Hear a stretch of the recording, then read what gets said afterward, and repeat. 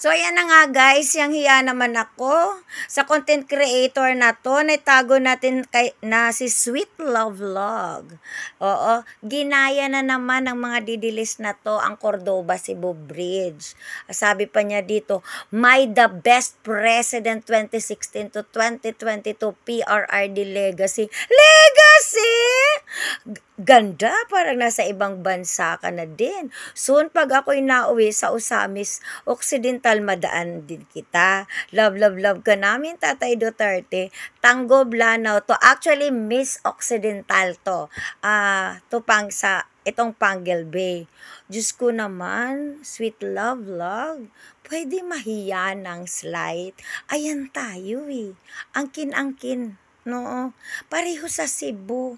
Baka gusto mong malaman ang history, paano nag-umpisa ang Panguil Bay. Huwag niyong angkinin. Walang kwenta talaga yung ginawa ni Digong. He even defunded that.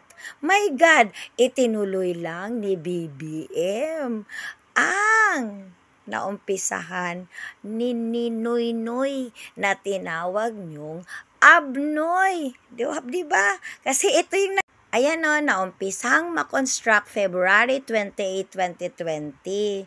Oo, nandyan na si Digong nyo, diba? Pero hindi ibig sabihin siya ang nag-umpisa. Oo, B.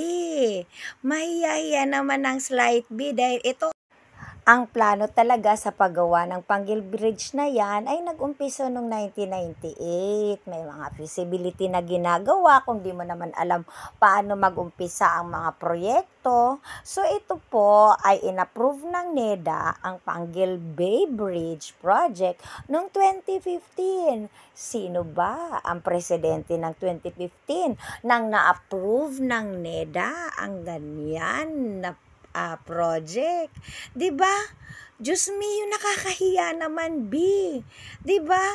At ito ay na-sign noong April 28, 2016. Take note, April 28, 2016, hindi pa presidente ang Tatay Lablab Digong nyo dahil wala pa ngang eleksyon dahil siya umupo June 30, 2016 na.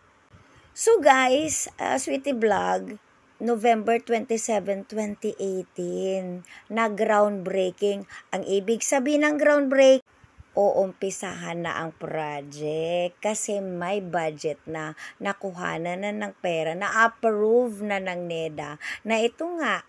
Ayan nga utang sa bangko ng Export-Import Bank of Korea. Kaya naumpisan siyang i-construct February 28, 2020. Huwag mang angkin, B. Give where the credit is due. Inumpisahan nung Pinoy, sinuportaan ni BBM, kaya natapos at magagamit mo.